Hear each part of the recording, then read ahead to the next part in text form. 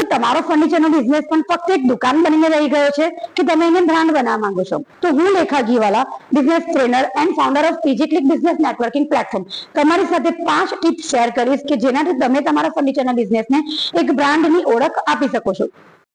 Number 1, તમારી એક અલગ ઓળખ બનાવો. જેમ કે તમારો લોગો કે જે તમારી બ્રાન્ડને રિપ્રેઝન્ટ કરે છે, તમારા સ્ટાફનો વ્યવહાર કે જે બીજા શોરૂમના સ્ટાફના વ્યવહાર કરતા અલગ છે, તો એક પોતાની આગવી ઓળખ ઊભી કરો.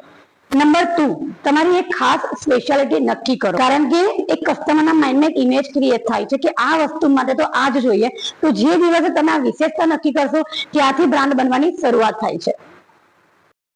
નંબર 3, સોશિયલ મીડિયા પર પણ એક પ્રોફેશનલ તમારી બ્રાન્ડ ક્રિએટ કરો. કસ્ટમરના ફીડબેક, હેપી કસ્ટમરના રિવ્યુઝ અને આ કન્ટિન્યુઅસ અને કન્સિસ્ટન્ટ હોવા જોઈએ. નંબર 4, ગ્રાહકના અનુભવને યાદગાર બનાવો. એટલે કે સારી સર્વિસ, સમયસર ડિલિવરી, ગ્રાહકોની સફળ સ્ટોરી બનાવો. લોકો એડવર્ટાઇઝમેન્ટ કરતા સોશિયલ મીડિયાની ડાયરેક્ટલી રેડીમેડ ઇમેજ કરતા પણ કસ્ટમર ઉપર વધારે વિશ્વાસ કરશે.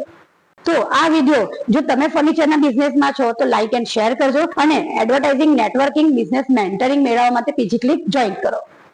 पीजी क्लिक, ढूंढने से सब मिलेगा.